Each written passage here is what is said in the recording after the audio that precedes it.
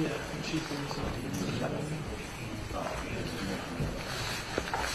see a lot more green up there. Good morning, everyone. Thank you for joining us. First, I want to thank Javier Rodriguez, our president at Albany, for hosting us here today at this incredible building, ETAC, which is home of many important assets for the state of New York. The National Weather Service is here. We have Mesonet, so we have our meteorologists able to monitor in real time what is happening with the weather. And the weather has certainly taken a front row position in terms of our attention these days. I just want to take a moment to first of all acknowledge my extraordinary team with me. We have our Commissioner of Emergency Services, Jackie Bray. We have our Commissioner of Health, Dr. McDonald. We have Commissioner Zagos, our Commissioner of DEC, and they are on this nonstop because this continues to be a public health crisis, and we want to make sure that we are deploying all of our resources and help to anybody where we can. But the most important thing is information. The most important thing we can do is give people real-time information and let them know what they can be doing to protect the health of themselves and their families. So we've been acknowledging the fact that even today, after 6 days of notifications coming out from DEC, that people are aware that this is happening. That's, this is an extraordinary event. It's unprecedented in terms of the source of the air contaminants that we're experiencing right now, that we are now talking about the fact that there still remains poor air quality across the state of New York. And I just want to give an update from our update yesterday. We are still seeing every place is unhealthy except for the Adirondacks. And that might be a nice promotion for the Adirondacks. That is the only place with clean air in the state right now. We're seeing unhealthy air quality levels in Long Island, New York, Eastern Lake Ontario, Central New York, Western New York. And then we also have categories of healthy for sensitive individuals. So there's two different categories. Unhealthy for everybody, unhealthy for people with sensitivities. That would be children, senior citizens, people with respiratory challenges. That would be the upper and lower Hudson Valleys. We saw yesterday some very disturbing numbers in New York City. They've come down from the 400 level, but we should never get complacent and think that the 200 air quality quotient index is satisfactory. But right now we're experiencing 209 in Brooklyn, 207 in Queens, and 191 in the Bronx. And again, normal is 50. Actually, quite often in the state of New York, we have pristine air. It's normally about 35. Frequently it's 35, normal is 50. So we've looked to see weather improving over a few days. We're having the rain right now. Apparently the particles attach to the rain and they come down, but it does have a chance to cleanse them. We can have more explanation on that from Jackie Bray. But we still have spikes, individual spikes of over 400 in some regions. And the message is this is not over. We might get a little respite, but I don't want people to let down their guard and to become complacent about this, because we have to be prepared for the winds to shift. This is the unknown. We're tracking the large plume that is originating from primarily Nova Scotia, Eastern, and also Quebec, but also knowing that this is going to continue to have a negative impact on our health. I don't think there's a single person who hasn't felt something different. More frequent coughing and just a tightness in the throat and watering of the eyes. And those are for people who are healthy. For those who have health conditions underlying already, it's a real challenge for them. And so we want to make sure that you're getting in touch with people. There are people in vulnerable communities, people who may not be checking their phone every couple of minutes for updates. They may not be seeing the news, and these are the people we're trying to reach out to. We want to make sure that people stay indoors. Yesterday we asked schools and child care centers to cancel or postpone outdoor school activities. Again, let's talk about the school environment. It is very safe in our school buildings, particularly since during the pandemic, we've used federal dollars and we're aggressively getting new filters in our schools and our child care centers, so they are much safer than children playing outside. We've been asked often, should we be canceling schools? If that means the kids are going to be outside, absolutely not. Just after school activities that are outdoor we're talking about. We're also having employers encourage them to make sure their own employees are taking precautions. Our own state workforce, we are tracking the air quality regularly, adjusting work assignments, and asking our commissioners to be very attuned to what's going on in the particular region they are. I will also say, this was brought up yesterday, this is our old friend. one you never want to see again perhaps. But this mask can make a difference, not just outdoor, although I did see someone outside running on my way here wearing one of these masks. At least he was wearing a mask. But even indoors, if you have a situation where you don't have air conditioning, you have a situation where you're not feeling good inside, continue to put this on. This will make a big difference for people. We are distributing these. We did these during the morning rush this morning in New York City. We have them at state parks, MTA stations, Javits Center, bus terminals. So we're trying to be open-minded to different opportunities to get these out to people, encouraging local governments. We did a Zoom call last night with all the county executives and the mayors across the state, letting them know that we have resources. We have storage depots where we have these available to them as well. So I wanted to also announce that we are announcing that we are sending force rangers to Canada, larger scale operations. I can have Commissioner Hisegos talk about that, but this is after I spoke to the Consul General yesterday to just touch base in Canada, how they're doing, and he was meeting with the Prime Minister. We offered more assistance. We had offered previously, but they're now taking us up on it, so we're sending our first firefighters. We're joining a member of individuals from New Hampshire and Maine as well. They'll be departing from the Saratoga Fire Department on Friday and traveling to Quebec. They've asked for 7 people over the next 2 weeks. We can certainly change those numbers at their request. I also noted that President Biden is also sending firefighters. This is how we can deal with this, helping Canada get to these really remote areas. This is what the Consul General told me. He said, these are such remote areas, they're almost impossible to access. But containment's important to us. We want to get these under control, so I'm really proud that we're going to have New York citizens up there trying to battle these fires to help Canada, but also the collateral damage, which is the state of New York has been really hard hit by inferior air quality, unsatisfactory air quality. I know a lot of people are looking forward to the Belmont Stakes this weekend, so let me give a report on that. We have instituted enhanced measures to protect the horses and the riders and the spectators. Yesterday, we decided, in my direction, the Gaming Commission directed all tracks to stop workouts and trainings yesterday. That'll continue through today. And this morning, measures are going to implement. If the air quality exceeds 200 at the facility, at any facility, there will be no racing. That's going to be canceled if the air quality is above 200. If the air quality is 150 to 200, only horses that pass an additional pre-race vet examination will be permitted to race. And we'll be closely monitoring this because this is a national phenomenon. People come from all over the country. It's huge for the local economy. And so we hopefully can get this going, but there's no assurance of what the weather's going to be, so it's going to be a last-minute decision, I'm sure. Still having significant delays at our airports. The Guardia, in particular, downstate airports are definitely affected, but the Weather Service predicts that conditions should start to improve, and we're monitoring all the conditions at airports regularly. Here's my message. This is the new reality we're dealing with. I know a lot of people are stressed out after what happened during the pandemic. I want people to know this is a very different circumstance.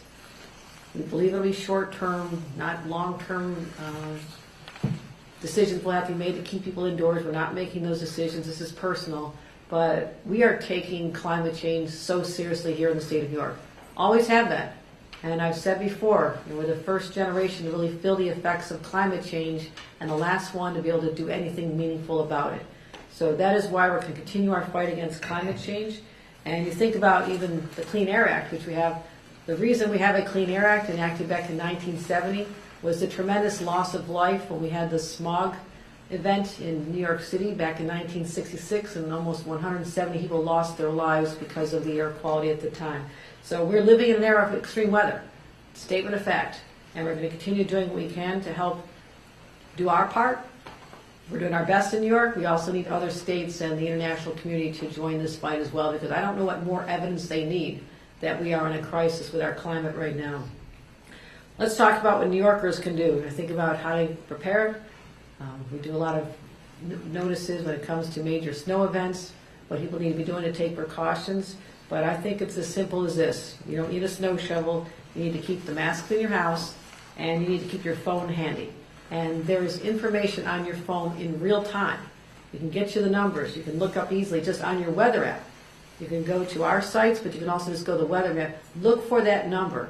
That number appears on your app. It'll tell you what is going on. Right now we're about 191, I believe, in Albany, at least it was a little bit earlier today.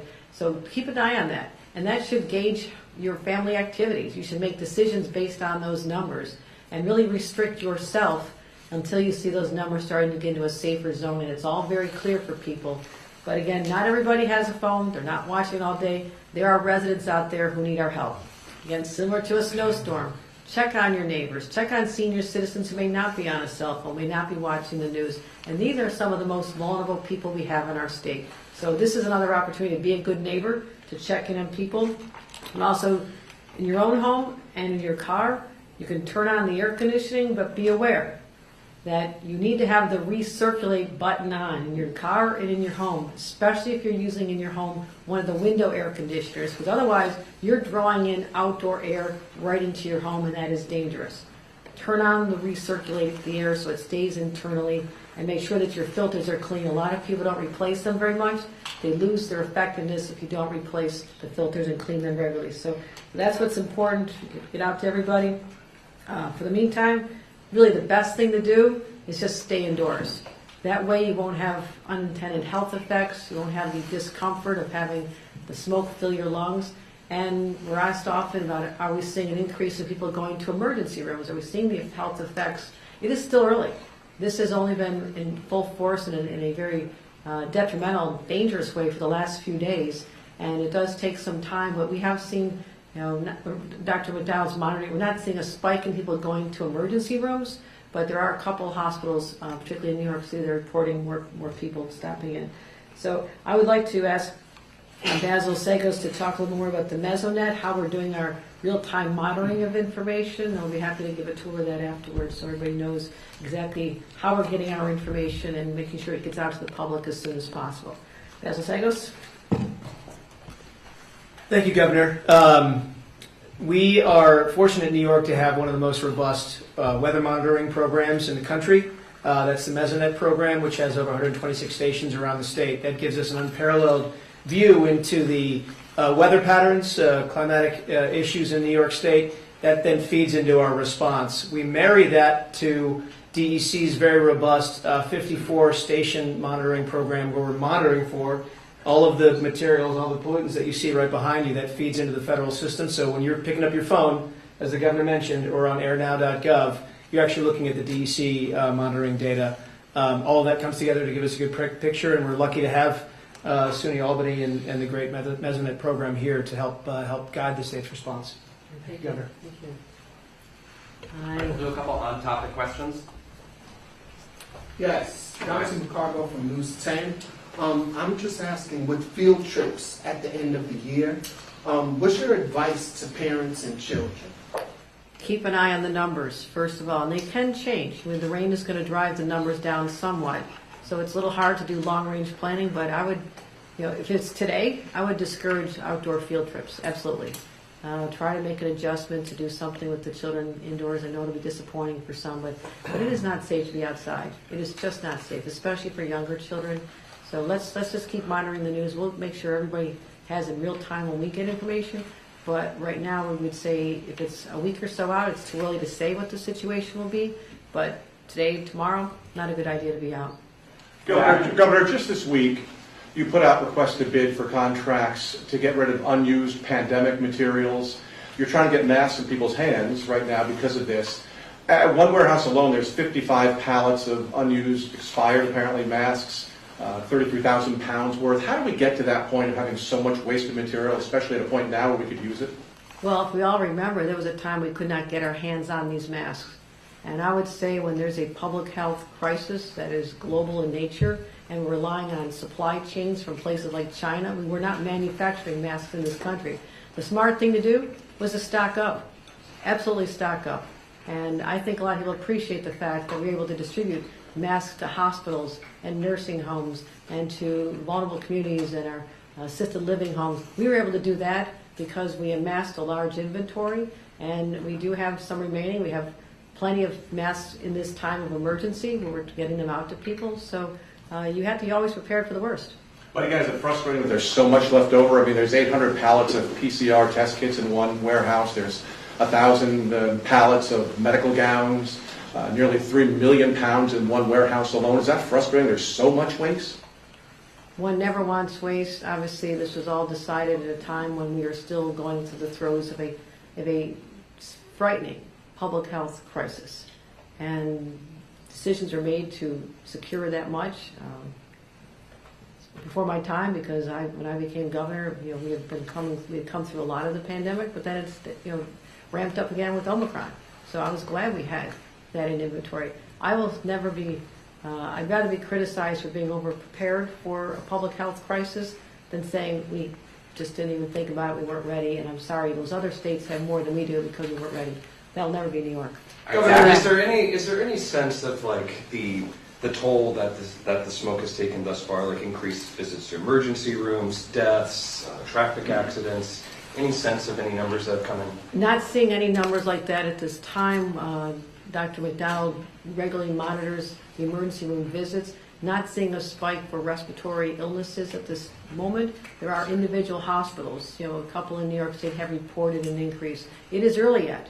This has a cumulative effect, especially for people who insist on being outside, day after day. At some point, it's going to have an effect on them, I believe. And so it's perhaps a little bit early for us to have a full assessment of the health impact. Dr. McDonald, is there anything else on that? Let me just thank you, Governor. Let me just add this real quickly. As a state health officer, I want people outside exercising. I really do. I want people out enjoying New York. It's interesting, my brother texted me just before this saying, good day for a run? I said no. With the air quality today, it's not a good day for a run. Probably a good day to go to the gym, though. So, take that as a tip here. But we are monitoring this closely. Keep in mind, one of the things I think the reason why New Yorkers are responding to this so significantly is you can see this, right? Everybody noticed it, right? And then, unlike the pandemic, you really could see the impact. So I think that's why people said, I'm staying inside, if I'm going outside, I'm wearing a mask. Because you're seeing people wearing masks today. It's interesting. Governor, was there any indication it would be this unhealthy? You said you had some heads up it was going to happen. Was there any notice that it would be, the numbers would look like this at this point?